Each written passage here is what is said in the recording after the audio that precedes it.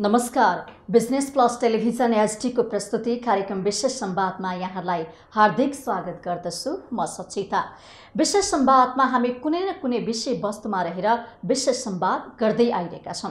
कहिले शिक्षाका कुरा गर्छौं, कहिले रोजगारका कुरा गर्छौं, कहिले पर्यटन, रोजगार, यातायात, अर्थ यावत विषयमा रहेर हामी विशेष संवाद गर्दै आइरहेका छौं।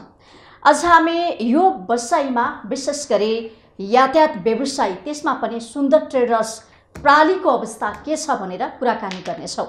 कोरोनाको कहर छ, यो क्षेत्रलाई निकै नै प्रभाव परेको छ, असर परेको छ भनेर उहाँहरूले पटक पटक गुनासो पनि गर्दै आउनु भएको छ र सँगसँगै उहाँहरूले मिडिया मार्फत पनि आफ्नो मागहरू, मुद्दाहरू सरकारले सम्बोधन गरिदिनु पर्छ भनेर विगत केही महिनादेखि उहाँहरूले आवाज पनि उठाइरहनु भएको छ।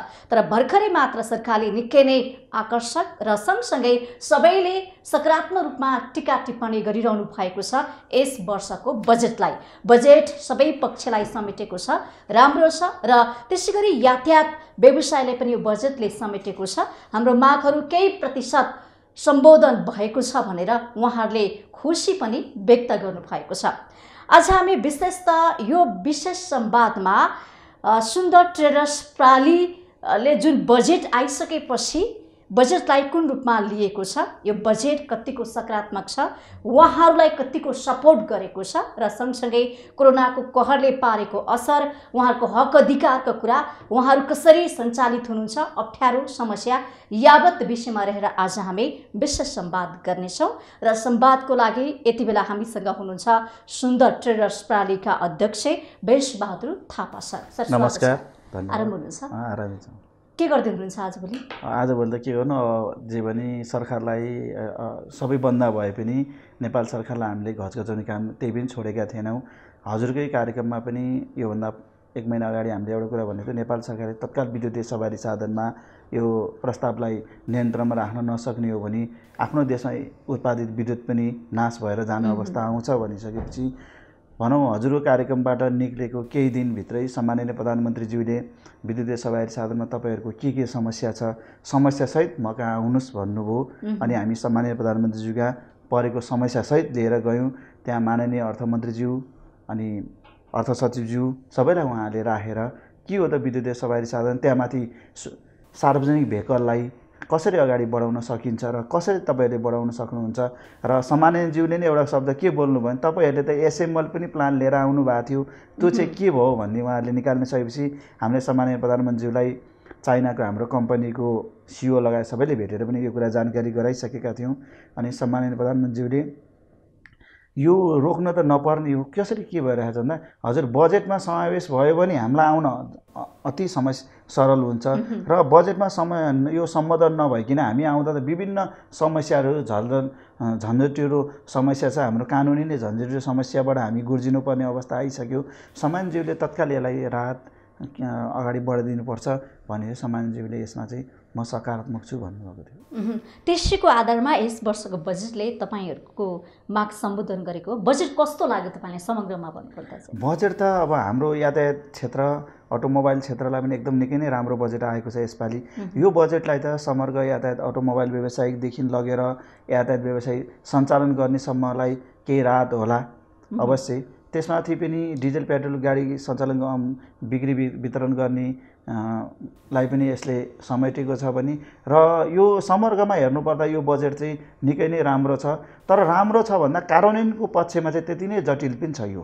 अब जसरी अर्थमन्त्रीज्यूले बजेटमा ल्याउनु भयो यसलाई कार्यान्वयन पक्ष पनि त्यसरी नै अगाडि बढिदिने हो भने चाहिँ यो केही चाहिँ देशले एउटा कोल्टो फेर्छ कि भन्ने बजेटले चाहिँ सन्देश चाहिँ दिएको छ। तपाईँहरूले अपेक्षा गर्नुभएको थियो यस्तो खालको यो आकारको बजेट आउला, हामीलाई पनि समावेश गर्ला यो बजेटले भने त्यो आशा थियो कहीँ कतै? आशा त एउटा सम्माननीय प्रधानमन्त्रीज्यूले बोलाएर भनेपछि केही मात्रामा आशा त हामीलाई पलाएको थियो, तर हामी त्यसमा नि कन्फर्म थिएनौँ। किन थिएनौँ भने हामीले पहिलाको बजेटमा पनि केही आश्वासन पाएका थियौँ, त्यो आश्वासन कार्यान्वयनमा आएन। झन् पहिलाको बजेटमा त विद्युतीय सवारी साधनलाई ट्याक्सै बढाइयो, अन्तशुल्क बढाइयो, विभिन्न बढाएर आएको थियो। झन् अब चाहिँ सम्माननीय प्रधानमन्त्रीज्यूले तपाईँहरू तयारी गर्नुहोस्, विद्युतीय बस चलाउनको लागि काठमाडौँ बाहिरसम्म तयारी गर्नुहोस्, यो बजेटमा आउँछ भनेर उहाँले हामीलाई एउटा हौसला चाहिँ प्रदान गरिदिनु भएको थियो। त्यसले चाहिँ के होला कि भन्दा अहिले आएको बजेट त अस्तिको बजेट भाषणले त आउँदा त कोल्टै फेर्ने तरिकाले आयो। विद्युतीय सवारी साधनले त कोल्टै फेर्नुपर्छ र अन्य समर्ग व्यवसायिकले पनि भनौँ हामी जस्तो अन्य व्यवसायीहरू पनि हुनुहुन्छ जो समर्गमा व्यवसाय गर्नेहरूलाई र सबैको पाटोमा चाहिँ यो बजेट चाहिँ निकै नै राम्रो जस्तो चाहिँ मलाई चाहिँ लाग्छ। जस्तो विद्युतीय सवारी साधनको हकमा भन्यो भने उपत्यकामा 100वटा विद्युतीय बस सञ्चालन हुनुपर्छ भन्नुभएको छ। यो सम्भव छ? तपाईँहरू त यो क्षेत्रमा लागिरहनु भएको छ। होइन, सम्भव नहुने कुरो त केही पनि हुन्न। विद्युतीय सवारी साधन अब हाम्रै सुन्दर ट्रेडर्स प्रणालीकै एउटा सहकार्यमा सुन्दर यातायात प्रणाली छ। नेपालमा पहिलो विद्युतीय सार्वजनिक विद्युतीय बस चलाउँदैछौँ हामीले। त्यसको अध्यक्ष पनि मै भएको कारणले एउटा विद्युतीय बस नचलाउने भए त हामीले पनि त कन्टिन्यू चलाइरहेका छौँ नि। अहिले कति छन्? हामीसित अहिले 4वटा ठुला बस र साना हाइस पनि हामीसित मौजात रहेकोले अब हामीले त्यसले सेवा दिइरहने अवस्था पुगिरहेको र हामीले अब यो कोभिड सकेको केही महिना नगर्दै हामीले पनि आफ्नो 25वटा विद्युतीय सवारी साधन पुर्याउँदैछौँ। अब त्यसको लागि पनि हामी निकै नै अगाडि बढेका छौँ। हामीले चलाउन सक्ने, सरकारले चलाउन नसक्ने भन्ने त होइन होला, तर सरकारले पनि विद्युतीय सवारी साधनलाई एउटा कुरो के दिने, हल्लुक्क रूपमा ल्याएर चलाउने हो भने त भोलि गएर यो पनि डस्टबिन नबन्ला। हामीले त्यो कुरामा सरकारलाई पनि घचघचाउनुपर्छ र ल्याएर चलाउनुपर्छ। सरकारले पनि दैनिक हाम्रो एउटा गाडीले 4000 को इन्धन जोगाउँछ भने 100वटा गाडी जोड्ने हो भने त दिनको 8 लाख रुपियाँको त इन्धन जोगियो नि त। हो, त्यो हिसाबले पनि सरकारले पहल गर्नुपर्छ। जसरी सरकारले विद्युतीय सवारी साधन सामान्य प्रधानमन्त्रीले हामीले भेट्दा पनि के भने हामी लगायत हजुरहरूले पनि सवारी साधन सञ्चालन गरिदियो भने अलि मात्रामा भोलुम देखिन्छ र मान्छेलाई आकर्षण भएर विद्युतीय सवारी साधनमा अगाडि बढ्न सकिन्छ भनिसकेपछि उहाँले ठिक छ त्यो पनि काठमाडौँबाट विराटनगर जान सक्छ भन्नु उहाँको पहिलो प्रश्न। सामान्य जो चार्जिङ स्टेसन भयो भने अवश्य सकिन्छ र त्यसलाई अझ हामीले एउटा मेजर कसरी गर्न सकिन्छ भने विराटनगर टु काँकेरभित्ता, विराटनगरबाट इटरी अथवा भरतपुरबाट मकानपुर हुँदै वीरगञ्जसम्म अथवा भैरवादेखि बुटोलदेखि भैरवासम्म जान सकिन्छ। नेपालगञ्जको कोलपुरसम्म आउन सकिन्छ। यसरी क्षमता गरेर अगाडि बढ्न सकिन्छ भने सम्मानज्यूले अहिलेको विद्युतीय सवारी साधनमा यसरी जान सकिन्छ भने त यसलाई पहल गरौँ न त भन्नुभयो। अनि हामीले उपत्यका बाहिर विद्युतीय सवारी साधन सञ्चालन गर्नलाई एउटा माहौल बनाउनुपर्छ हजुरहरूबाट भन्दा ल यो बजेट भाषणमा आउँछ भनेपछि सामान्य प्रधानमन्त्रीले जुन हामीलाई आश्वासन दिनुभएको थियो त्यो आश्वासन अनुसार नै यसपालिको बजेटमा त्यही शब्दहरू उल्लेख भएको भएर चाहिँ हामीलाई केही मात्रामा चाहिँ हौसला पनि आएको छ। राहत मिले जस्तो आफ्नो क्षेत्रलाई सपोर्ट गरे जस्तो एउटा कुरो राहत मिल्यो भने सामान्य प्रधानमन्त्रीले हामीलाई त्यति भनिदिनु भयो। अर्को कुरा हामीलाई फेरि के भयो भने गर्नुपर्छ भने एउटा अभिभार पनि हाम्रो काँधमाथि आयो। जसरी हामीले पहिला हजुरहरूलाई पनि भन्नुपर्छ विभिन्न मिडिया मार्फत हजुरले पटक पटक घचघचाइदिनु भएर सरकार घचघचियो भने अब त्यो घचघचाको माध्यम पुर्याउने काम कसको भन्दा त हामीले पनि त हो नि। सरकारलाई जहिले पनि अमला मात्र उठाएर त भएन। अमला उठाएअनुसार उहाँले कार्यान्वयन गरिदिनु यो पुस्तिका अनुसार कार्यान्वयन भयो भने त हामीले पनि त काम गरेर त देखाउनु पर्यो नि। निजी स्तरले पनि अमला मात्र उठाएर हुँदैन होला। सरकारले पनि सजीकरण गर्यो भने अवश्य हामी सुन्दर टेरेस प्रणाली, सुन्दर यातायात प्रणाली र हामीसितै हाम्रै आग्रहमा नेपाल सरकारले पहिलोपटक भन्नुपर्छ गाडी एसएमएल गर्नको शब्द राख्नुपर्छ भन्ने हामीले माग राख्यौँ। हजुरहरूलाई पनि पटक पटक राख्दा यसपालि बजेटले विद्युतीय सवारी साधनलाई एसएमएलको प्लानलाई पनि अगाडि बढाउने र विभिन्न झन्झट समस्याहरू समाधान गरेर भए पनि नेपाललाई विद्युतीय सवारी साधन एसएमएल गराउने भनेपछि हाम्रो चाइनामा रहेको बिएके कम्पनीले पनि सम्माननीय प्रधानमन्त्रीज्यूलाई लिखित पठाएको थियो। त्यो लिखित र अनि हिजो मात्र पनि सम्माननीय प्रधानमन्त्रीज्यूलाई धन्यवादसहित कागज प्रक्रिया सुरु भएको 6 महिनाभित्र हामीले नेपालमै पहिलो विद्युतीय सवारी साधन एसएमएल गरेर सञ्चालन गर्न सक्छौँ भने कम्पनीको नि प्रतिबद्धता र हाम्रो सुन्दर अटो इन्जिनियरिङले पनि एउटा नेपाल सरकार अन्तर्गतै भन्नुपर्छ नेपाल सरकारको पहलमा रूपन्देहीमा रहेको सैना मैना नगरपालिका अन्तर्गत पर्ने 10 बिघा जग्गा दिने भनेर नगरपालिकाले हामीलाई आशय पत्र प्रदान गर्नुभएको छ। यो पनि बजेटको भोलिपल्टै पाएको पत्र हो, हामीले हिजो मात्र पाएको पत्र हो। अब यसरी सबै निकायले पनि हामीलाई सजीकरण गरिदिने जहाँ नेपाल औद्योगिक विकास निगमले मोतीपुर प्रस्तावित मोतीपुर औद्योगिक क्षेत्र काम गर्ने बाटो खुला गरिदिएको छ। 25 बिघा जग्गा दिने भनेपछि झन् हामीलाई एउटा किन हौसला चाहिँ बढ्दै आएको छ। अब हामी माथि पनि अभिभार चाहिँ थपिँदै आएको छ। जसरी हामीले अमला पहिला पाएनौँ भने अब पाउँदै आएपछि हामीले पनि त गरेर देखाउनु पर्छ। चुनौती चाहिँ हामी माथि पनि एकदम बढेको छ। यो आवश्यकता हो कि के हो खास यो जुन विद्युतीय बस छ नि? विद्युतीय बस त संसारव्यापी रूपमा माग हो। सुन्नुहोस् न, अब हाम्रै छिमेकी राष्ट्र जहाँ भारतलाई हामीले भन्छौँ। भारतमा पनि अहिले भन्ने हो भने 15 देखि 20% विद्युतीय सवारी साधन पुगिसक्यो। हाम्रो अर्को छिमेकी राष्ट्र चाइनामा 60% विद्युतीय सवारी साधन पुगिसक्यो। अब खनिज पदार्थ उत्पादन हुन कम हुँदै गएको छ भने अब अन्ततः विद्युतीय सवारी साधन जसरी पनि आयात गर्नुपर्छ। विश्वव्यापी रूपमा विद्युतीय सवारी साधन माग पनि छ। अब तपाईँलाई एउटा कुरो के भने वातावरण केले जोगाउने त भन्ने हो। अब एउटा कुरो वायु प्रदूषण प्रदूषण। अब विद्युतीय सवारी साधनमा हिँड्दा तपाईँलाई कुनै पनि रोगको समस्या देखिन्न भने इन्धने गाडीमा हिँड्दा तपाईँलाई टाउको दुख्ने, त्यसबाट निक्लेको धुवाँले आँखा पोल्ने विभिन्न त छ। अनि अर्को कुरो के भने हामी त जलस्रोतको सबैभन्दा राम्रो देश हो, संसारको दोस्रो जलस्रोतको सम्पन्न देश हो। हामीबाट उत्पादित भएको विद्युत कहाँ लैजाने त? अहिले तत्काल भारतले किन्ने अवस्था पनि छैन।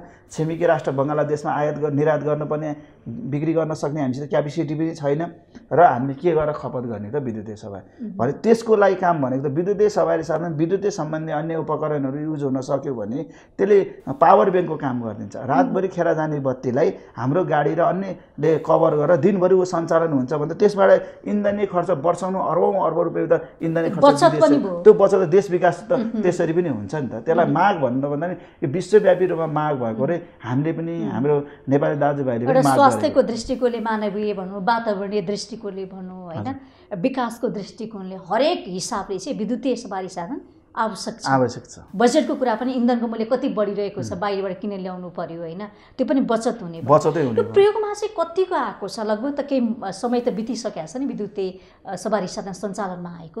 मान्छेहरू कतिको आकर्षित छन् विद्युतीय गाडीमा चढ्नको लागि?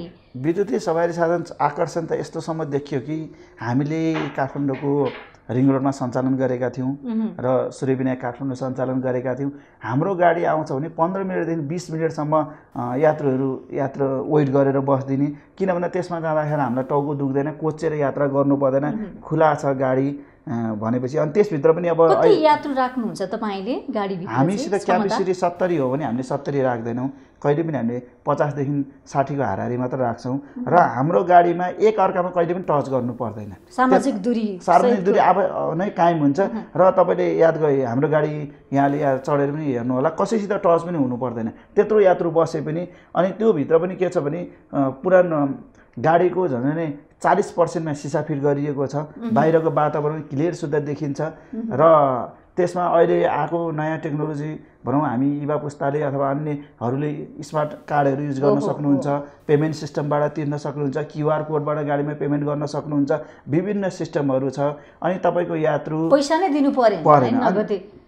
त्यसमा चाहिँ अर्को एउटा सुविधा के हुन्छ भने विद्युतीय सवारी साधनमा अहिले हामीले सञ्चालन गरिरहेकोमा चाहिँ तपाईँको नानीहरू अथवा कुनै नानीहरू सवारी साधनमा चढ्यो र एकछिनको लागि ऊ चाबेल चोकबाट ऊ जानु छ कोटेश्वर चोकसम्म भने उहाँको छोराछोरी कोही चढ्नु भएको छ भने उहाँले आफ्नो मोबाइलबाट हाम्रो गाडीलाई यति नम्बरको गाडीमा यात्रा गर्यो भनेर त्यहाँ भयो त्यो गाडीलाई ट्याग गरेर हेर्न सक्नुहुन्छ। यो गाडी कहाँसम्म आइपुग्यो र मेरो छोराछोरी कहाँसम्म सुरक्षित छ भनेर उहाँले आफ्नोबाट अब होला डाटा खोल्नु पर्ने भयो भने त त्यो अवश्य त्यो होला, होइन पनि नेटबाट हेर्न सक्नुभयो भने उहाँको भित्र रहेको सिसी क्यामेराले त्यो नेटमा कनेक्ट भएको छ।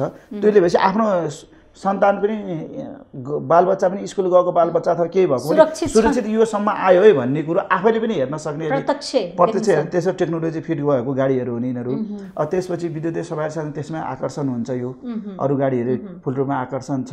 अब त्यही भएर प्रयोगमा पनि आएको छ एकदम। अहिले त यतिसम्मको भेट्यौँ कि अब अरू तपाईँकोमा भन्नै पर्छ, हाम्रो गाउँ घरबाट आउनुभएको आमा बुवा दाजुभाइले चाहिँ गाडी चढ्न अलिकति हिचकिचाउनुहुन्छ। कारण के हो भने त्यो गाडी देख्दाखेरि पब्लिक भेहिकल जस्तो देखिन्न, एकदम राम्रो ठुलो सफा देखिन्छ। अनि यसमा चढ्दा भाडा महँगो हुन्छ कि क्या हो भन्ने उहाँहरूको त्यो हुँदो रहेछ।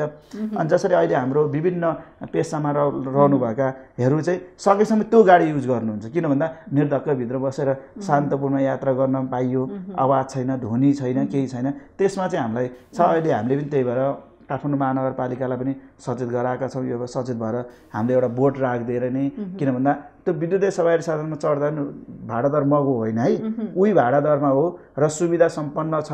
भनेर चाहिँ त्यो एउटा सन्देश चाहिँ दिनुपर्छ। नेपाल सरकारले तोकेकै मापदण्डमा हो। जस्तो सार्वजनिक यातायातमा चढ्दाखेरि अब बानेश्वरबाट भनौँ न सुन्दारा जानु पर्यो, बागबजार जानु पर्यो भने जति भाडा लिन्छ नि त्यति नै भाडा हो अथवा के फरक छ? झन् विद्युतीय सवारी साधनमा त कम छ, अझ कम छ। किन कम छ भने अहिले हामीले सञ्चालन गरेको विद्युतीय सवारी साधनमा नेपाल सरकारले जसलाई दिनुपर्छ भनेको हामीले दिएका पनि छौँ।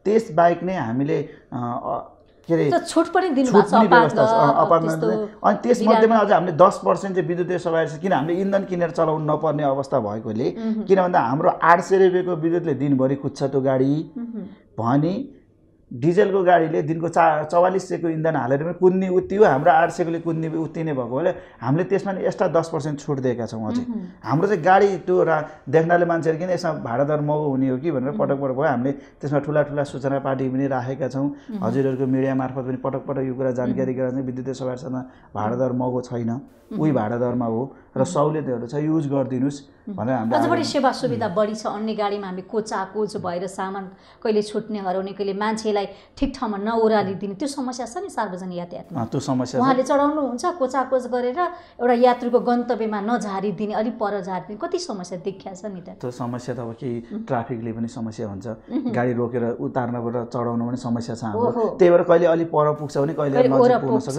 त्यसमा यातायात व्यवसायीहरूले पनि सज्जीकरण गरेकै देखिन्छ। मैले चाहिँ सज्जीकरण गर्नु जस्तो युवा पुस्ताको चाहिँ आकर्षण बढ्यो, प्रयोगमा पनि उहाँहरू आउनु भएको छ, चढ्न पनि खोज्नुहुन्छ खोजी।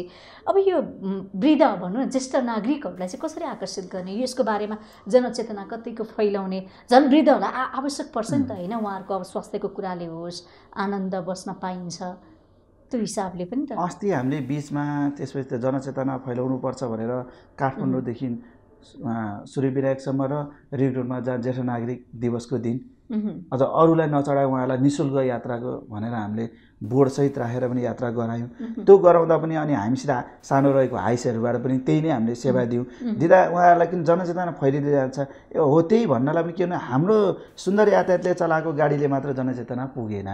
अरूको गाडी 30,000 कुद्छ भने हाम्रो गाडी सीमित मात्रामा कुद्यो भने त गन्तीमै आउन्न नि।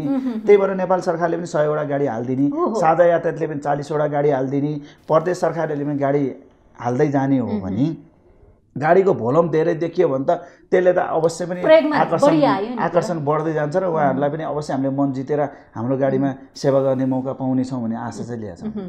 अहिले कुन रुटमा चलिरहेछ हाम्रो गाडी? अहिले काठमाडौँको रिङ रोड र हामीले सूर्यविनायक काठमाडौँ चल्छ हाम्रो। अनि हाइस चाहिँ हाम्रो नारायणथानबाट यहाँ ललितपुरसम्म आछ। त्यसलाई चाहिँ हामीले विस्तार गर्ने योजना छ, विस्तार गर्ने। अब भित्री बाटो पनि अब हाइसबाट सेवा दिन सकिने रहेछ भन्ने कुरा हामी निचोडमा पुगेर नै हाइसको हामीले 21 सिटको हाइसहरू छन्। त्यो 21 सिटमा पनि कसैले टच गर्नु पर्दैन त्यसो राखेका छौँ हामीले। अनि अब त्यसरी हामीले यात्रालाई सेवा दिने मौका खोजिरहेका छौँ। अवश्य पनि यो बजेटले गर्दा केही मात्रामा अन्य व्यवसाय साथीहरू पनि आउनुहुन्छ भन्ने आशा लिएका छौँ। लिन चाहिँ बजेट पछि चाहिँ अब तपाईँहरूको सोचाइमा चाहिँ के परिवर्तन आयो हुन्छ नि त? एउटा उत्साह त जागेको छ, अब यो गर्छु त्यो गर्छु भनेर एउटा प्लान हुन्छ नि, के फरक आयो भन्नुहोस् त? बजेट आइसकेपछि यो बजेट आइसकेपछि कार्यान्वयन भयो भने त अवश्य पनि विद्युतीय सवारी साधनले सार्वजनिक पब्लिक भेहिकलले कोल्टा फेर्ने नै छ। कोल्टा अवश्य फेर्छ जस्तो लाग्छ मलाई चाहिँ। अब कोल्टा फेर्नको लागि पनि जति बजेटमा उल्लेख भएको छ त्यतिमै अनुसार कार्यान्वयनमा पनि आउनु पर्यो। कार्यान्वयनमा आयो भने भनौँ हजुरहरूले जसरी हाम्रो एउटा के मनस्थिति चाहिँ चेन्ज गर्नुपर्छ भने हजुर हामीलाई चाहिँ विद्युतीय सवारी साधन भनेको सानो गाडी चल्दामा विद्युतीय सवारी साधन चलेको मानिन्न। जहिलेसम्म जुनै राष्ट्रले पनि विद्युतीय सवारी साधन होस् या कुनै पनि भेहिकल सार्वजनिक पब्लिक भेहिकल जति राम्रो भयो अन्य सवारी साधन त्यति नै घट्दै जाने हो। किनभने हाम्रो देशमा सार्वजनिक पब्लिक भेहिकल राम्रो नभएको भएर त तपाईँले बाइक किन्नुहुन्छ, कार किन्नुहुन्छ, तर सार्वजनिक भेहिकल नै राम्रो भयो, गन्तव्य सबैमा गन्तव्य पुग्छ भने तपाईँ त सकेसम्म 20 रुपियाँले यात्रा गरेर पुग्छ भने 100 रुपियाँको पेट्रोल हालेर यात्रा त गर्नुहुन्न नि त। त्यो भनेको सार्वजनिक यातायातले पनि एउटा मापदण्ड अपनाएर सेवा दिने हो भने त अवश्य सेवा लिन त हामी पनि तयार छौँ। अब अहिले हाम्रो काठमाडौँ उपत्यकाभित्रै पार्किङको विभिन्न समस्या छ। समस्याको हल कम गर्न पनि मुख्य उद्देश्य भनेको विद्युतीय सवारी साधन, ठुला सवारी साधनहरू सरकारले पनि केही मात्रामा अगाडि बढाइदियो भने यसले चाहिँ राहत हुन्छ। जति गाडीहरू कुदेका छन् एकदमै कोचाकोच देखिन्छ के, एउटा यात्रुले सहज तरिकाले यात्रा गर्न पाइरहेको अवस्था छैन। कति शास्ति छ, 1 घण्टा 2 घण्टा कुद्नु परेको छ सार्वजनिक यातायातमा। जस्तो कि पुतली सडक त्यहाँनिर न्यू प्लाजामा हेर्ने भने 6 बजे 5 बजे पछि त्यहाँ विद्यार्थीले सबैको पर्खाइ हुन्छ क्या, 8 बजी मात्रै उहाँले गाडी चढ्न पाउनुहुन्छ, त्यही पनि कोचाकोच भएर आउनुपर्ने अवस्था त्यो छ अझै पनि सार्वजनिक यातायातमा? त्यो सार्वजनिक यातायातमा त्यो समस्या पर्नु कारण के पनि भयो भने अब तत्काल अहिले नयाँ गाडीहरू रुटहरूमा थपिएको पनि छैन र यो 1 वर्ष भनौँ गएको सालदेखि अहिलेसम्म त कोरोनाले कुनैले पनि गाडी व्यवसायले गाडी थप्न सक्ने अवस्था पनि छैन र भएको गाडीको त किस्ता कसरी तिर्ने भन्ने अवस्था भइरहेको, गाडी थप्ने अवस्था छैन। तपाईँले याद गर्नुहोस् केही वर्ष अगाडिको भन्दा अहिले सरल हुँदै गएको छ भने अब पनि 1 वर्षभित्र सरल हुन्थ्यो होला। कोभिडले गर्दा केही समस्या आएको छ, त्यसलाई पनि त्यो रुटमा चल्ने यातायात व्यवसायहरूले पनि यो कुरामा मनन गरेर नै भन्नुपर्छ। बढी मात्रामा त्यो रुटमा चल्ने नेपाली यातायातले मनन गरेर होला त्यो समयमा अलिकति गाडी उसले पनि थपेको छ, थपेर भने सेवा दिएर कोचाकोच नगरौँ है भन्नेमा नेपाली यातायात पनि लागेको छ। अब हामीले पनि केही समयभित्र त्यही रुटबाट एउटा विद्युतीय सवारी साधन सञ्चालन गरेर भए पनि केही सेवा विस्तार गर्न सकिन्छ कि भन्नेमा हामी पनि सोचमा पुगेका छौँ। अब यसरी अन्य व्यवसायहरूले पनि त्यो ठाउँमा अब यस्तो पनि छ, कुनै ठाउँ हाम्रो कस्तो छ भने ठुला गाडी हाल्न नमिल्ने अवस्था छ। त्यो रुटमा जुन रुटमा हजुरले कुरा गर्नुभयो त्यो रुटमा ठुलो गाडी हाल्न सक्ने अवस्था छैन, सानो गाडी हाल्नुपर्ने अवस्था हुन्छ। सानो गाडी पनि फेरि त्यो समय भने पिकअप त्यहाँ यति जाम हुने समय हो कि त्यो एरिया भनेको त्यत्तिकै पनि ट्राफिक जाम भइरहन्छ। ट्राफिक जामले गर्दा पनि यो जाम र एकैचोटि मान्छेको फ्लो बढ्ने अनि त्यो बेलामा ट्राफिक गाडी इन्भल्भ नहुने, ट्राफिक जामले गाडी समस्या पर्ने। तर अहिले पनि मैले बुझेसम्म यो विषयमा मैले एकचोटि नेपाली यातायातको पदाधिकारी मित्रहरूसित सल्लाह गर्दा उहाँले कि होइन हामीले त 1-1 मिनटमा गाडी हाल्छौँ क्या, तर किनभने त्यो एरियामै 200 मिटरमा लाइट बल्छ, उता गएको गाडी उतै रोकिन्छ, यताको गाडी यतै रोकिन्छ। अनि ट्राफिक जाम चाहिँ हेर्ने हो भने एकचोटि लाइन क्रस गर्नको लागि 3 मिनटदेखि 5 मिनट कुर्नुपर्ने अवस्था हुन्छ। अनि त्यो गाडी त्यहाँ जाँदा त त्यही बेला फ्लो हुन्छ। हाम्रो त फेरि एउटा हाम्रो देशमा चाहिँ कस्तो छ भने एउटा सिस्टम चाहिँ नभएको, सबै अफिस छुट्ने पनि त्यही 5 बजे, सबै कलेज छुट्ने पनि त्यही 5 बजे, अनि वित्तीय संस्थाहरू छुट्ने पनि त्यही 5 बजे हो। त्यो टाइमले गर्दा पनि ट्राफिक अनकन्ट्रोल भएको कारण चाहिँ त्यो अब हामीले क्षमताभन्दा बढी चाहिँ अब यात्रु बोक्नु परिहाल्यो, सबैलाई त ल्याउनै पर्यो, गन्तव्य पुर्याउनै पर्यो। अनि एउटा कुरा हामीले चाहिँ त्यो ट्रेनलाई चाहिँ अलिकति परिवर्तन गर्नुपर्ने अवस्था छ। कस्तो छ भने हजुर 8 बजेदेखि 9 बजेसम्म स्कुलका विद्यार्थीहरूलाई गर्ने हो भने त्यहाँबाट अलिकति कम हुन्छ। त्यसपछि गएर वित्तीय संस्थालाई यति बजेसम्म, त्यसपछि हाम्रो विद्यार्थी मित्रहरूलाई यति बजेसम्म, अनि वित्तीय संस्था यति बजेसम्म, कार्यालय यति बजेसम्म भनेर एउटा क्राइटेरिया राखेर त्यसलाई गर्ने हो भने फेरि यो अहिले जति ट्राफिक जाम छ नि यो आफै कम हुन्छ। हाम्रो एउटै फ्लो छ, यात्रुले पनि त्यस्तै सकस गर्नु पर्छ के गाडी चढ्नको लागि पर्दैन आफ्नो हुन्छ नि त। त्यो क्राइटेरिया छुट्याइ दिइसकेपछि त मेरो टाइम यति बजे हो, यति बजे म मजाले चढ्न पाउँछु भन्ने हुन्छ नि त। उदाहरणको लागि सिस्टम चाहियो के सिस्टम भयो। उदाहरणको लागि हेर्नुहोस् फेरि 11 बजेदेखि 3 बजेसम्म गाडी प्याक हुँदैन, खाली हुन्छ गाडी त त्यत्तिकै खाली सिट भए कुदिरा हुन्छ। हो त्यो भनेको अर्थ के भने कि बिहान 9:15 बजेदेखि 11:30 बजेसम्म चाप हुने भयो, त्यसपछि भएन भने 4:30 बजे 4 बजेदेखि 6:30 बजेसम्म त चाप हुने भयो, बिचमा चापै छैन। अब बिहान पख त भन्नुपर्ने गाडी सबै खाली नै कुदेको हुन्छ, हो त्यो अवस्था पनि छ। विद्युतीय सवारी साधनमा यस्तो के समस्या छ? अनि त्यो समस्या त बिहान र बेलुका हामीलाई समस्या त हामीलाई पनि परेको छ। अनि पर्दा चाहिँ हामीले के गरेका छौँ भने अझै पनि हामीले चाहिँ अब हाम्रो चाहिँ एउटा त्यो विद्युतीय सवारी साधन भएर होला त्यसमा एउटा छ यात्रु 60 जना नकट्ने बित्तिकै गाडीमा सिन्डिकेट बज्छ, वेट बढी भयो भन्ने बित्तिकै अब बाध्य भएर ओर्लिनु पर्ने अवस्था पनि छ। अनि त्यो चाहिँ हामीले अझ यात्रु हामीले आफ्नो चालकहरूलाई पनि के भन्छ त्यसलाई पनि अलिक कम बधाई 60 छ भने 55 मै सङ्केत दियो भने नहाल्नु किन कोचा। फेरि हाम्रो एउटा गाडीमा के हुन्छ भने हाम्रो गाडीमा ड्राइभर सहचालकले गल्ती गरिहाल्यो भने नि विद्युतीय गाडी भएर त्यसमा भएको मोनिटर गर्ने बसेको हुन्छ अफिसमा गाडी सञ्चालन भएकोदेखि मोनिटरले उसलाई तुरुन्त त्यहाँ रहेको सेटमा कल गरिदिन्छ, त्यहाँ गाडीभित्र सम्पर्क गरेर यो गाडीले रातो इन्डिकेट बोलायो मान्छे धेरै नहाल्नु कम गरेर त्यो गर्नु भनिसकेपछि अब बाध्य भएर उहाँहरूले पनि चालक र सहचालकले पनि त्यो गर्ने सिस्टम छ। त्यो चाहिँ अब अरू गाडीमा पनि फिट गरेर हिँड्नुपर्ने अवस्था भयो। दुर्घटना हुने सम्भावना विद्युतीय सवारी साधन त्यस्तो छ कि छैन? यहाँले भन्नुभयो मोनिटरिङ गर्ने मान्छे हुँदो रहेछ त्यहाँ हैन? अहिलेसम्म चाहिँ कुनै पनि समस्या देखिएको छैन सार्वजनिक विद्युतीय सवारी साधनमा हैन। र आजको दिनसम्म हामीले कुनै पनि यात्रुलाई एउटा सामान्यसम्म भएको चाहिँ पाएको छैनौँ। र अरू गाडीमा यात्रा गर्दा मलाई बमिट गर्यो भन्ने मान्छे बमिट गर्ने, दुर्घटना हुने, चोरी हुने, धेरै खालका समस्या, हिंसामा पर्ने यावत समस्याहरू सवारी साधनमा त अहिले धेरै विकृति देखिया छ कि। त्यो चाहिँ हाम्रो विद्युतीय सवारी साधनमा किन हुँदैन भने तपाईँले नै बाहिर सडकमा हिँडेको मान्छेले भित्र गाडीमा यात्रा गर्नेको सबै छलङ्ग देखिन्छ।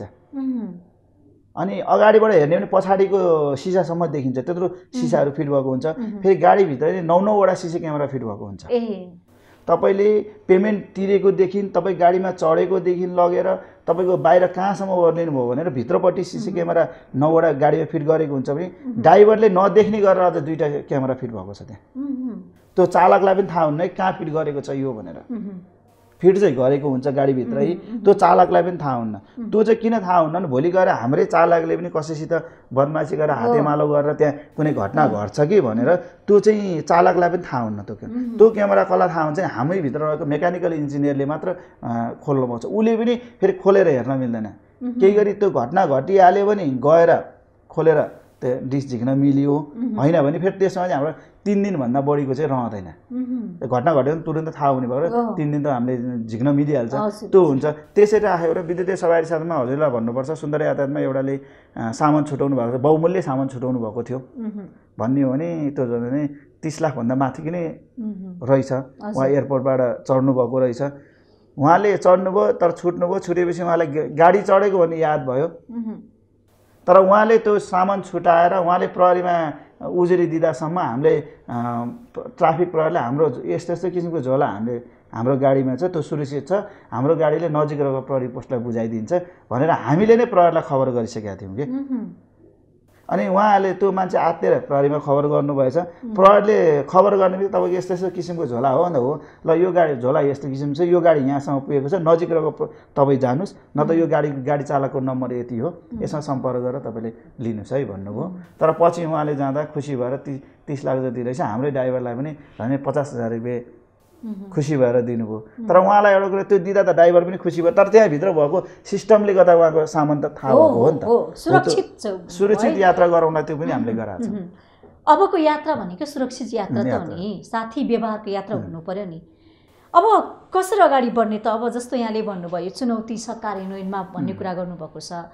यस वर्ष आएको बजेट निकै नै राम्रो छ, हाम्रो पक्षमा आएको छ भन्नुभयो, तपाईँहरू खुसी पनि हुनुहुन्छ। अब काम कसरी गर्ने भने तपाईँहरूको एउटा पाटो छ। अहिले लकडाउन छ, अब यो लकडाउन कहिले खुल्छ भन्ने पनि थाहा छैन। के छ बहस छलफलहरू, योजनाहरू, रणनीतिहरू चाहिँ कसरी चाहिँ अब अगाडि बढाउँदै हुनुहुन्छ? अब हामी सुन्दर ट्रेडर्स प्रणालीले चाइनाको एलडी मोटर र बिएके कम्पनीको हामी फेरि आधिकारिक डिस्ट्रिब्युटर भएको कारणले र हामीसितै अर्को सुन्दर अटो इन्जिनियर प्रणाली पनि हामीभित्रै भएको र हाम्रै भित्र अर्को गाडी सञ्चालन गर्ने सुन्दर यातायात प्रणाली पनि हाम्रै एउटा टिमभित्र रहेको कारणले त्यो टिमले नै हामीले एउटा के गरेका छौँ भने लकडाउनको अन्त्य हुनुभन्दा अगाडि नै हामीले केही गाडीहरू अर्डर गरेका छौँ कम्पनीलाई। उसले पनि बनाउन तयारी गरेको छ, तयारी पनि सम्पन्न गरिसकेका छ। हाम्रो 25वटा गाडी त सम्पन्न भयो भनेर डेलिभरीको लागि उहाँले जानकारी पनि दिइसक्नुभयो र त्यहाँ पोर्ट बन्द भएको कारणले हामीले डेलिभरी अलिक ढिलो गर्नुपर्ने छ।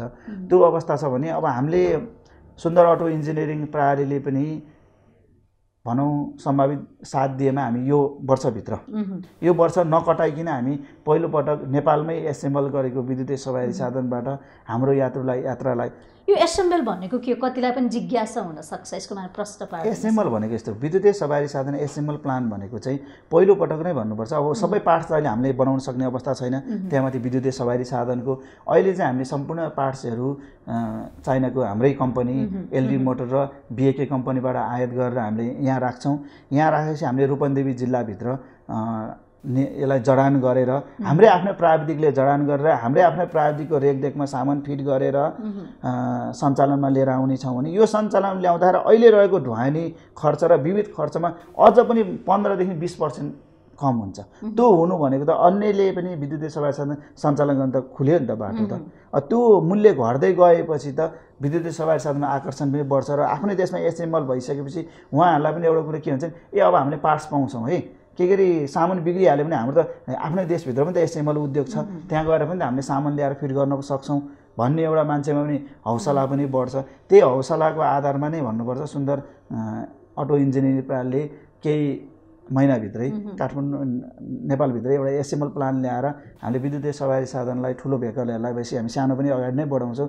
त्यो गर्दा अहिले तपाईँले यहाँ आइपुग्दा 13 लाख तिर्नु भएको छ भने अब त्यसरी एसेम्बलबाट तिरेको तपाईँले बढी तिर्नुभयो भने जम्मा 1150 तिरे पुग्छ, किनभने त्यत्रो पैसा घट्छ। त्यो घट्नु भनेको त आफ्नै देशलाई फरक भयो।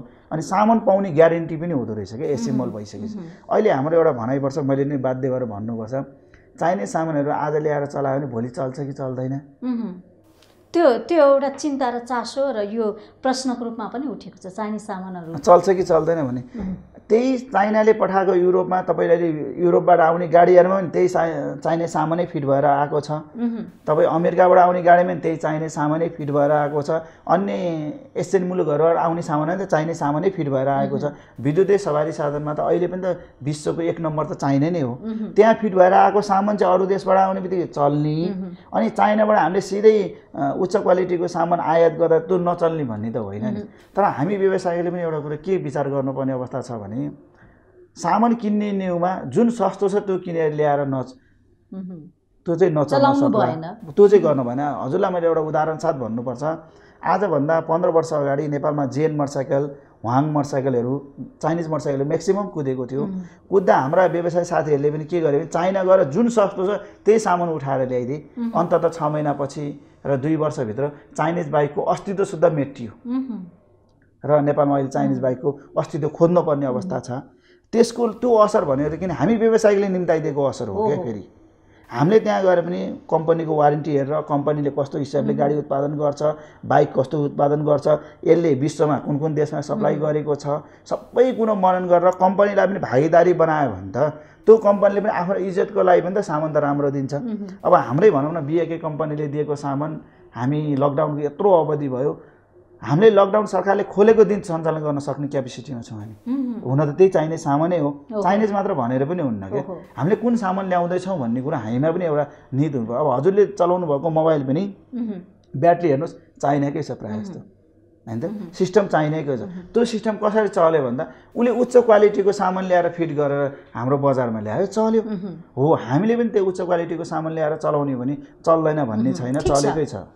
यति बेला कार्यक्रममा पालो भएको छ विश्रामको।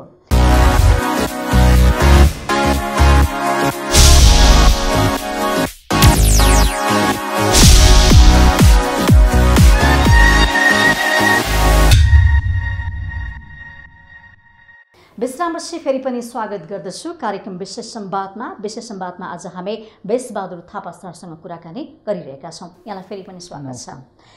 अब बजेट राम्रो आयो, तपाईँहरू एकदमै खुसी पनि हुनुहुन्छ। यसलाई मैले किन रिपिट गरेँ भने नि, अब कसरी चाहिँ अगाडि बढ्नुहुन्छ? नयाँ योजना चाहिँ खाका के कोर्नु भएको छ तपाईँहरू? अब कसरी, जस्तो कि अब असारबाट त खुल्ने, अब काठमाडौँमा लकडाउनकै खुकुलो पार्ने भन्ने सरकारको आज मात्रै समाचार पनि आइसकेको छ, होइन? तपाईँहरूमा जोस जाँगर उत्साह चाहिँ कस्तो खालको छ? हामीले चाहिँ यो भित्र नेपाल सरकारले जसरी अस्ति बजेट भाषणमा उल्लेख गरेका शब्दहरू 7 दिन त अहिले पनि लकडाउनको अवस्थामा छौँ। लकडाउनमा कार्यान्वयनको अन्तिम फाइनल टुङ्गाइदिनु हो भने र लकडाउन खुल्ने बित्तिकै हामी यातायात व्यवसाय जहाँ विद्युतीय सवारी साधनको व्यवसाय गर्छौँ, उहाँ हामीलाई पनि हौसला भएर हामीले पनि अरू गाडीहरू आयात गर्ने, अरूलाई बेचबिखन गर्नेदेखि सबैलाई पनि बाटो खुल्थ्यो। सरकारले पनि 100वटा गाडी खरिद गर्छौँ भनेर भनेको छ, प्रदेशहरूले पनि खरिद गर्छौँ भनेको छ, 7वटा प्रदेशले हामी सञ्चालन गर्छौँ भनेको छ। त्यसलाई उहाँले अगाडि त बढिरहनु भएको छ। अब त्यसलाई एउटा सकारात्मक लिनुपर्छ। हामीले पनि एउटा कुरो के गर्छौँ भने यो लकडाउन खुलेको केही भित्र चाहिँ विद्युतीय सवारी साधनको एउटा यो यसरी जानुपर्छ है भनेर एउटा सबै व्यवसायीहरूसित पनि हामी सरसल्लाह गर्छौँ। किन भन्दा विद्युतीय सवारी साधनमा लगानी गरिसकेपछि सुरक्षित हुनु पर्यो, उसको लगानी केही थप्नुपर्ने कुरा छ। जसरी सञ्चालन भइरहेको छ नि विद्युतीय सवारी साधन, त्यसमा केही थप गर्नुपर्ने छ। हामी थप त अब योभन्दा बढी त नेपाल सरकारसित मागेर पनि भएन, अब माग्ने पनि धेरै नै मागियो जस्तो लाग्यो। अब सरकारले पनि अहिले 70% भनेको त धेरै तपाईँको कुरा आइसक्यो। 70 देखि 80% नै पुगेको छ अहिलेको चाहिँ सार्वजनिक पब्लिक भेहिकलको लागि चाहिँ। अहिले चाहिँ सम्माननीय प्रधानमन्त्रीज्यूलाई म हजुर कार्यक्रम मार्फत पनि विशेष धन्यवाद दिन चाहन्छु अर्थमन्त्रीज्यूलाई। विद्युतीय सार्वजनिक सवारी साधनको हकमा चाहिँ 70 देखि 80% माग पुरा भएको छ। यो माग त भन्ने हो भने अहिलेसम्मलाई त हामीले मात्र गाडी चलाएका थियौँ, सुन्दर यातायात प्रणाली मात्र चलाएका थियौँ। हामीले र मिडिया मार्फत लिएर सम्बन्धित निकायलाई पटक पटक घचघचाउँदा सम्माननीय प्रधानमन्त्रीज्यूलाई पनि हामीले झन् यो विषयमा 10 चोटिभन्दा बढी भेटेर सम्मानज्यू यस्तो भयो यस्तो भयो, अर्थमन्त्रीज्यू जहाँ भौतिक मन्त्री सरकारवाला मन्त्रीज्यूहरूलाई पनि सबैलाई घचघचाउँदाखेरि यसपालि चाहिँ भौतिक सचिवज्यू, अर्थ सचिवज्यू र माननीय मन्त्रीज्यूहरू र विकास समितिका माननीयज्यूहरूले पनि होइन सार्वजनिक पब्लिक भेहिकल लैजानुपर्छ है अगाडि। किन भन्दा अर्को एउटा कम्पनीले सञ्चालन गर्न सक्छ भने सरकारले किन सक्दैन है?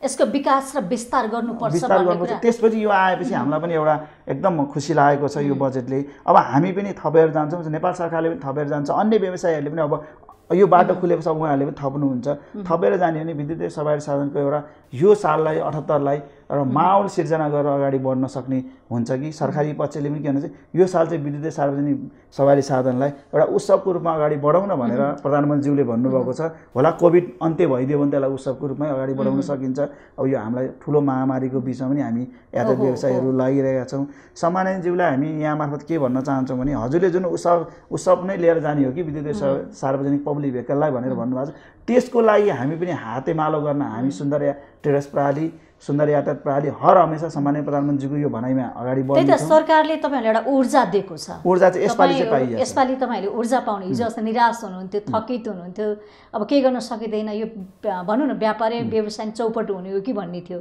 अब बजेट आउने बित्तिकै उत्साह र ऊर्जा थपियो तपाईहरुमा, अब के गर्न सक्छौ है भने आत्मबल त बढ्यो नि। अब त्यो आत्मबललाई फेरि पहिलेको अवस्थामा फर्किन पनि सक्छ नि त। हो हजुरलाई मैले त्यही भने कार्यान्वयनमा त्यही पहिलेको दिन आयो भने त फेरि त गाह्रो हुन्छ नि त्यो अवस्था। अब पनि त्यही पहिला नआउन दिनको लागि त तपाईहरुको पनि भूमिका रहन्छ नि। तपाई त अध्यक्ष हुनुहुन्छ ती तीनटा संस्थाको, त्यसमा त यस्तो पनि भयो। अब यो नै हामीले माइनस गर्ने हो भने यतिलाई अहिले जस नेपाल सरकारले ल्याएकोलाई नै कम गरेर जाने हो, यसमै कार्यान्वयनतर्फ जोड नदिने हो भने अबको 10 वर्षमा विद्युतीय सवारी साधन नेपालमा आउँदैन र सुन्दर यातायातले पनि आफ्नो गाडी अवश्य बन्द गरेर जानुपर्ने अवस्था आउँछ। त्यसको अवस्था भनेको नेपाल सरकारले जहाँ अहिले नेतृत्व गरेर नि सम्माननीय प्रधानमन्त्रीज्यूकै कानमा आउने होला यो कुरा पनि। जसरी अहिले हामीले प्रधानमन्त्रीज्यूलाई बधाई तथा स्वागत योग्य छौँ भने त्यो कार्यान्वयनको पक्षमा आएन भने नेपालमा विद्युतीय सवारी साधन कसको पालामा चलेन भन्दा सम्माननीय प्रधानमन्त्री केपी शर्मा ओलीको पालामा विद्युतीय सवारी साधन चलेन भन्दा त्यो प्रश्न त फेरि हामी पनि उठाउँछौँ नि। उहाँले कार्यान्वयनको पक्षमा ल्याइदिनु भयो भने हामी चलाउन सकेन भने त्यसको अभिभार हामी पनि जिम्मा लिन्छौँ। ए सरकारले कार्यान्वयन गरेर पनि चलाउन सकेन भने त्यो दोष हामी पनि लिन्छौँ। तर कार्यान्वयनको पक्षमा ल्याउन सक्नु भएन, बजेट पुस्तिकामा मात्र आयो भने त त्यो बेलामा त अहिले चलिरहेको विद्युतीय सवारी साधन अन्त्य हुन्छ।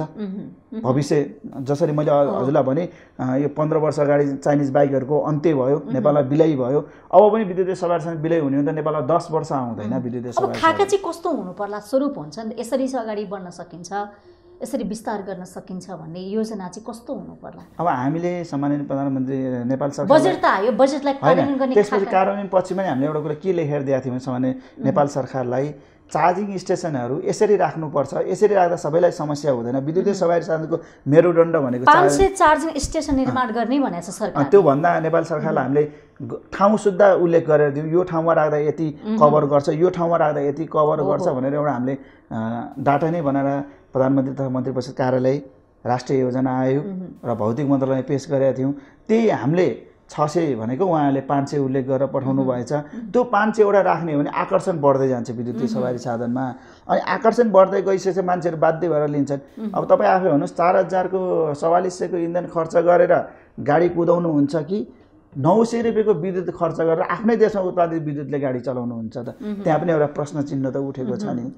हो अब सरकारले पनि विद्युतीय सवारी साधनलाई बढाउँदै जाने, हामी सुन्दर यातायात र अन्य कम्पनीहरूले पनि विद्युतीय सवारी साधन बढाउनेको अवस्था अन्ततः हामी त विद्युतीय सवारी साधन अवश्य जानुपर्छ। फेरि विश्वव्यापी रूपमा माग पनि छ, किनभने अरू देशले पनि विद्युतीय सवारी साधनमा गइसक्यो। अब डिजलको गाडीहरू हेर्नुहोस् होला, अबको 5 वर्षदेखि 10 वर्षभित्र कुनै पनि देशले विद्युतीय अन्य डिजल गाडी उत्पादन गर्न कम गर्दै गइसकेको छ। जस्तै हाम्रो छिमेकी राष्ट्र इन्डियाले पनि त विद्युतीय साना गाडीहरू त उत्पादन गर्दै सुरु गरिसक्यो नि त उसले। हो अब चाइनाले त्यस्तै गर्दैछ भने अरू युरोपियन कन्ट्रीहरू जर्मन जस्ता कोरियाले पनि त अब उसले कम गर्दै गइसकेको अवस्था छ। त्यो अवस्थालाई पनि हामीले मनन गरेर हामीले पनि एउटा कुरो के गर्नु पर्यो भने अब अरूको भर पर्ने कि आफैले गर्ने। अब चाहिँ हामीलाई एउटा आत्मविश्वास बन्नु पर्यो, आत्मनिर्भर कसरी बन्ने भयो नि त। अब डिजल किनेर चलाउने कि अरूकै भर पर्नु पर्यो, डिजल किनेर महँगोमा किनेर। अब बिजुली हामीसँग छँदैछ, उत्पादन गरेर हामी आफै कुदाउन सक्छौँ नि। हो त्योतिर जाने भन्ने हो। अनि म चाहिँ हजुरहरूको मार्फत एउटा कुरा के भन्नुपर्ने बाध्यता पनि आइसकेको छ भने हामीले विद्युतीय सवारी साधन हच्चुवाको भरमा, लयको भरमा यहाँबाट गुगलबाट कम्पनी छनौट गरेर त्यस्ता गाडीहरू नल्याइदिनुहोस् कसैले पनि। तपाईँले त्यहीँ गएर कम्पनी भिजिट गरेर कम्पनी के हो कसो हो, यसले उत्पादन गरेको गाडी विदेशमा अरू देशमा सप्लाई भएको छ कि छैन, त्यस्ताहरू सबै हेरेर ल्याइदिने हो भने चाहिँ हामी अगाडि बढ्नलाई अझै पनि आयात निर्यातको कुरा गर्नुभएको थियो। त्यो आयात निर्यात चाहिँ कसरी हुन्छ त्यो पनि बताइदिनुहोस् न। अब वर्षेनी आयात त बढे, आयात निर्यात त हाम्रो यो गएको साल त हामीले विद्युतीय सवारी साधन त्यति बढाउन सकेनौँ। त्योभन्दा अगाडि हामी 900 देखि 1000 पुगिसकेको थियो। त्यसपछि बिस्तारै बिस्तारै अहिले 1300 मात्र पुगेको छ। अब यसमा त आयातमा अब हामीले निर्यात गर्न सक्ने अवस्था त अब बल्ल हामीले सम्भवै छैन। अब हामीले पनि कम्पनीलाई के भनेका छौँ भने हामीलाई बङ्गलादेश, पाकिस्तान र भारत 5वटा देशमा हामीलाई पनि गाडी एसेम्बल गरेर निर्यात गर्ने अनुमति चाहिन्छ भनिसकेपछि त्यो कुरा हामीले कम्पनीसित पनि गरिरहेका छौँ। यो कुरा अर्थमन्त्री कतिवटा कम्पनी छ नेपालमा अहिले चाहिँ कम्पनी त झन् 40-50 वटै छ कम्पनी। त्यो धेरै हो नि त 40-50 वटा कम्पनी भन्दा धेरै हो नि। तर सञ्चालनमा आएको चाहिँ सार्वजनिक भेहिकल सञ्चालनमा चाहिँ हामी मात्र पर्यौँ। फेरि कार सञ्चालन गर्ने 30 वटा जति छन् तर दर्तामा 40-50 वटा छन्। अनि विद्युतीय सार्वजनिक सवारी साधन अथवा ठुला बसको पनि दर्ता चाहिँ झन् 15 देखि 18 वटा पुगेको छ। सञ्चालनको पाटोमा चाहिँ छैनन्। फेरि हामी मात्र हो सञ्चालनको पाटोमा। के मापदण्ड नीति नियम नभएर हो कि अथवा नीति नियम त अब हामीलाई हुने उहाँहरूलाई नहुने भन्ने कुरो भएन। अब एउटा कुरो कुलो खन्ने काममा तपाईँहरूको साथ लिएर सुन्दर यातायातले कुलो खनेको नेपालमा म छाती फुलाएर एउटा गर्वको साथ चाहिँ के भन्न सक्छु भने विद्युतीय सवारी साधन सार्वजनिक पब्लिक भेहिकल चलाउनको लागि कुलो खन्ने काम चाहिँ मिडियाको साथ लिएर सुन्दर यातायातले हलीको काम चाहिँ गरेको हो। किनभने हाम्रो गाडीमा कालो नम्बर प्लेट जडान भइसक्यो। अब अरूले कालो नम्बर प्लेट पाउँदैन भन्ने त भएन नि त। उहाँहरू पनि आइदिनु पर्यो। किन भन्दा अब हामीले जहिले पनि सरकारलाई नीति नियम भएन भने पटक भन्यो। अब सरकारले त हुने भने डोको जति नीति नियम राखिदिएको छ, ल गर्नुहोस् तपाईँहरू भनेर। अर्थमन्त्रीले यतिसम्म भन्नुभयो कि अब पनि तपाईँहरूलाई केही समस्या छ भने ल्याउनुहोस्, त्यो पनि म फुक्का गर्छु भनिसकेपछि अर्थमन्त्रीले हामीले एउटा कुरो के अब कार्यान्वयनको पाटोमा चाहिँ तपाईँले लगिदिनुहोस् है, छिटोभन्दा छिटो भन्दा म छिटोभन्दा छिटो कार्यान्वयनको पार्टीमा लग्छु। केही रोक्यो भने मलाई त्यहीँ भन्नु होला, म फुकाउने काममा हराउन तयार छु भनेर त्यो कुरा सम्माननीय प्रधानमन्त्रीले पनि त्यही भन्नुभएको छ। नेपालका दुईटै सचिवले त्यही भन्नुभएको छ, ऊर्जा पनि अर्थ पनि त्यसपछि गएर भौतिक पनि। त्यही त राज्यको तर्फबाट तपाईँहरूलाई फुल सपोर्ट भयो। अब निजी तपाईँहरूको साथ सहयोग कसरी चाहिँ अगाडि बढ्छ त समस्या पनि विगतमा देखिया थियो होइन। अहिले कोरोनाको कहर छ, कतिपय मान्छे त तनावमा हुनुहुन्छ नि त, व्यापार व्यवसाय चौपट छ, ऋण होला कसरी तिर्ने भन्ने कुरा। अब हाम्रो पनि त्यही ऋणकै भार हो सबैलाई। ऋणको भार थाम्दा पनि एउटा केही गरौँ न भनेर जोस जाँगरले आएको भएर ऋणको भार त ठेक्नै नसक्ने भइसकेको अवस्था छ। तर त्यसलाई पनि अब यो कोभिडको कारणले भन्नुपर्छ, किन भन्दा व्यक्ति विशेषको कारणले भन्दा पनि सरकारको कारणले भन्दा पनि देशको कारणले भन्दा पनि अहिले त समग्रमा विश्वव्यापी कोभिड-19 कै असर भन्नुपर्छ। यसको असरले हामी मारमै छौँ। तपाईँ सिसिएमसीको सदस्य पनि हुनुहुन्छ होइन? म सिसिएमसीमा पर्यवेक्षक रूपमा सदस्य छु, तर त्यो पाटोमा अहिले हामी जानु परेन। किनभने त्यहाँ त हामीले सल्लाह मात्र दिने, त्यो पाटोतिर अहिले जानु नै परेन। अनि अर्को कुरो के रहेन भने हामीले विद्युतीय सवारी साधनको लागि चाहिँ सबैभन्दा ठुलो चाहिँ अब हामीलाई सञ्चालन गर्न सक्छौँ भन्ने पुग्यो र यही बजेटमा भन्नुहुन्छ अनुदानको विषयहरू पनि कुरा उठाइएको छ। ब्याङ्कले अनिवार्य रूपमा यति % दिनुपर्छ है भनेर 1% कर के छुट दिने पनि भने आछ नि त। होइन, हामीलाई सार्वजनिक पब्लिक भेहिकललाई त 0.5% मा आछ अझै, अनि त्यसरी ल्याएको छ। र यही बजेटले भन्नुपर्छ अबदेखि सार्वजनिक विद्युतीय सवारी साधनलाई अरू अटोमोबाइललाई लोन दिएको जति अनिवार्य रूपमा उसलाई पनि लोन दिएको चाहिँ राष्ट्रिय ब्याङ्कमा पेश गर्नुपर्ने भनिसकेपछि त एउटा अब त हामीले लोन पाउने पनि त निदान भयो नि त।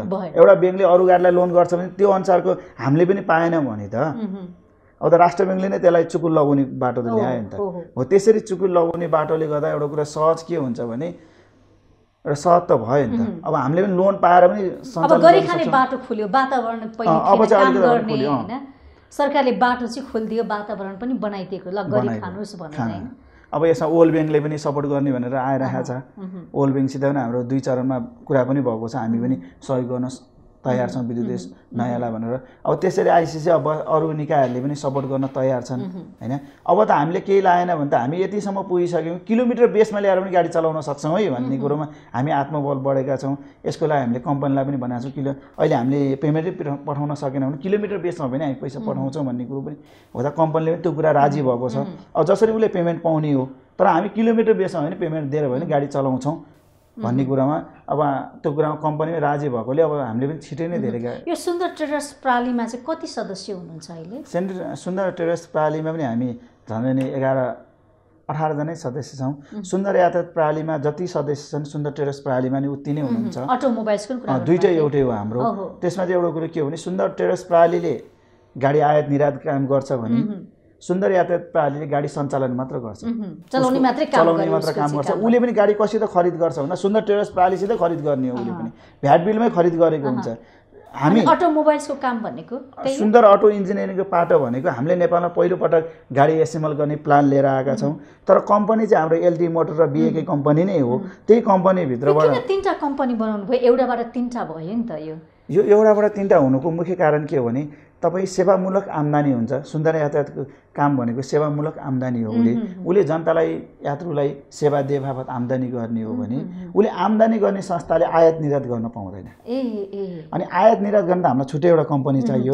त्यसको लागि सुन्दर ट्रेडर्स प्रणालीले आयात निर्यात गर्छ भने अनि फेरि सुन्दर ट्रेडर्स प्रणालीले आयात निर्यात मात्र गर्ने भयो। एसेम्बल इन्जिनियरिङ काम गर्न त फेरि ट्रेडर्सलाई अनुमति छैन।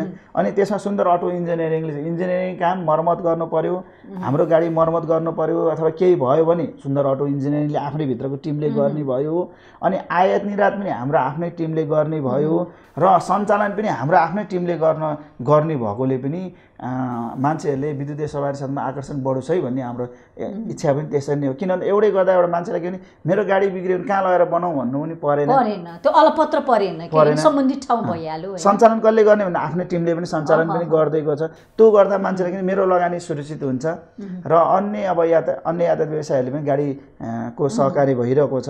उहाँहरूले अब गाडी ल्याएर हामी चलाउनु पर्यो भने किन गाडी बिग्रियो भने त सुन्दर अटो इन्जिनियरिङ त रहेछ नि त, उसले बनाइदिनु त ग्यारेन्टी लिनु पर्यो नि त। अनि आयातमा कुनै समस्या पर्यो भने त सुन्दर ट्रेडर्सले नै लिनु पर्यो जिम्मा।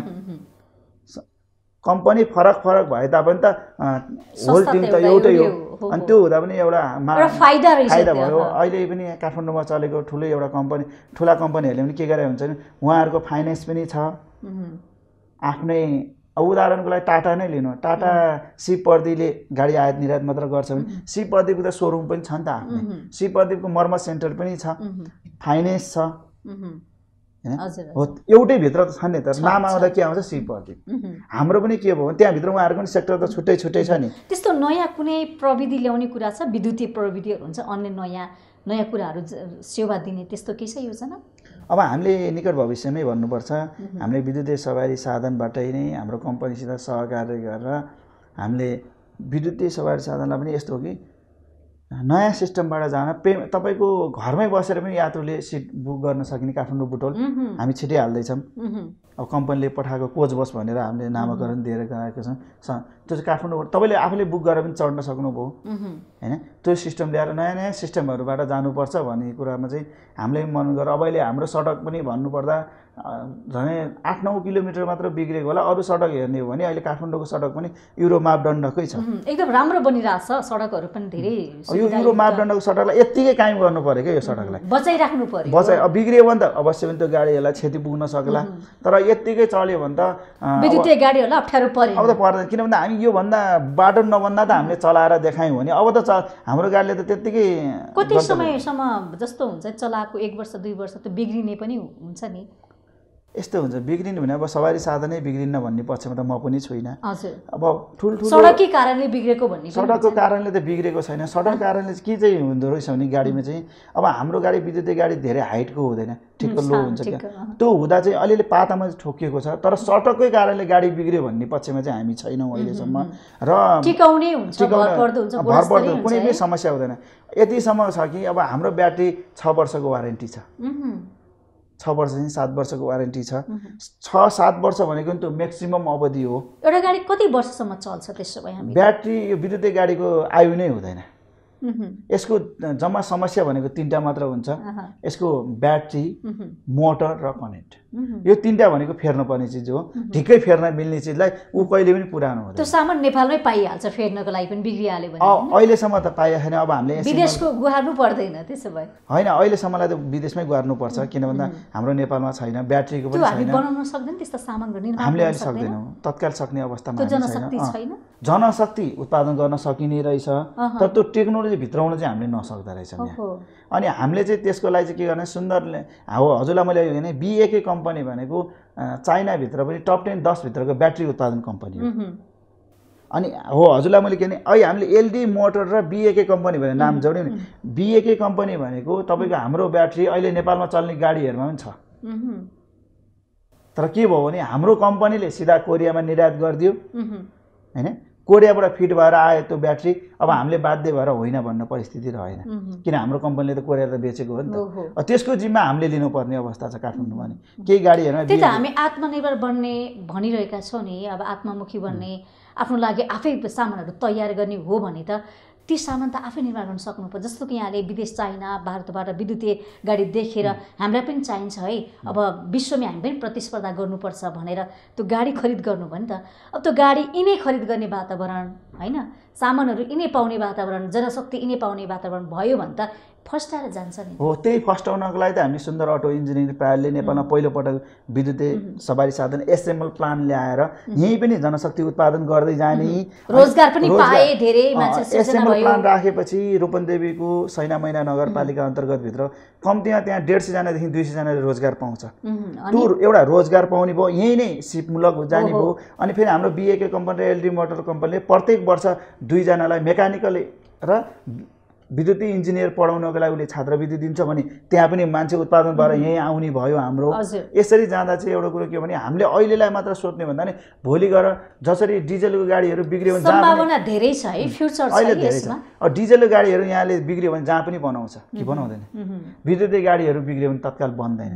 किन बन्दैन भने त्यसको मेकानिकल पोइन्ट नै अहिलेसम्म कसैलाई पनि थाहा भएन। हो, हामीले चाहिँ अहिले के गरिरहेको छौँ, हामीसित रहेको इन्जिनियरहरूलाई पनि हामीले चाइना ट्रेनिङ गर्न पठाएर अनि उतैको इन्जिनियरहरू पनि यहाँ बोलाएर अनि हामीले चाहिँ त्यसलाई पनि अलिक विस्तार गरेर भोलि एकछिनको लागि हामीले यहाँबाट पोखरा जाने गाडी बिचमा बिग्रियो भने मलौखुमा एउटा सेन्टर पोइन्ट बनाउने मर्मत सेन्टर खोलियो भने त त्यो गाडी बाइचान्स बिग्रियो भने त मलौखुले पनि त गाडी मर्मत गरिदिनु पर्छ। जसरी डिजलको पेट्रोल गाडी जहाँ पनि बन्छ भने हाम्रो विद्युतीय गाडी पनि त्यसरी बनाउन जनशक्ति उत्पादन गर्दै जाने हो भने त विद्युतीय गाडी त्यसरी मार्केट एकदम सहज रूपमा लिन्छ। हामीले त्यसलाई चाहिँ प्रमुख भूमिका खेलेर पनि अगाडि बढेका छौँ होइन। हस्, समय र संवादको लागि यहाँलाई धेरै धेरै धन्यवाद। धन्यवाद यहाँले बजेटको विषयमा केही बोलिदिने मौका दिनुभएकोमा।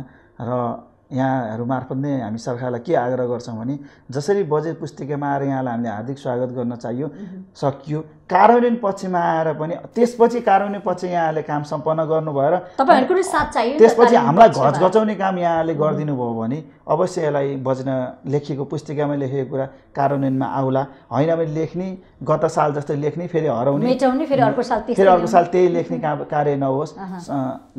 76-77 मा जुन लेखियो 78-79 मा त्यही लेखिएको होला। अब लेखिएको चाहिँ कार्यान्वयनमा आउनु पर्यो र अहिले लेखिएको एकदम स्वागत योग्य नै लेखिएको छ। यहाँले जसरी कार्यान्वयनलाई पहल गर्नुहुन्छ निजी स्तरले पनि त्यसरी नै सरकारलाई हातेमालो गरेर अगाडि बढ्नुपर्छ। अगाडि बढ्नु पनि पर्छ। हामीले पनि सरकारले बाटो मात्र खोलिदिने हो, सरकारले त्यो भन्दा गर्न सक्दैन। अब अनुदानको विषयमा पनि सरकार तत्काल कार्यान्वयनको पक्षमा अगाडि बढ्नुपर्छ। त्यसरी गर्ने हो भने नेपालमा विद्युतीय सवारी साधनलाई जसरी सम्माननीय प्रधानमन्त्रीज्यूले भन्नुभएको छ एउटा माहौल बनाएर अगाडि बढौँ भने जस्तो गरेर यसलाई माहौलको रूपमा अगाडि बढाउनुपर्छ। आज हामीले कार्यक्रम विशेष संवादमा सुन्दर ट्रेडर्स प्रणालीका अध्यक्ष बेसबहादुर थापा सरसँग कुराकानी गरेका थियौँ। कार्यक्रमबाट म पनि बिदा हुन्छु। बिजनेस प्लस टेलिभिजन HD हेर्दै गर्नुहोला। नमस्ते।